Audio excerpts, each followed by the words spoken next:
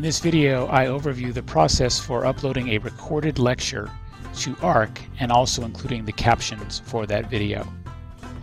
In this example, I've already recorded a lecture. I have it on my local computer. It's called The Space Race. In Canvas, I have an insertion point where I want to embed the video in a rich content editor. In this example, it is a content page. From the Rich Content Editor toolbar, I select the ARC button and I will add a video.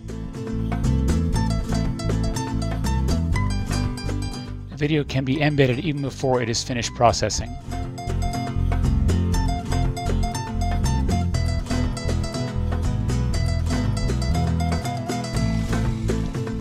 To caption the video, I have separately uploaded the video to my account at 3C Media Solutions, and I have gone to the media page for that video and requested captioning.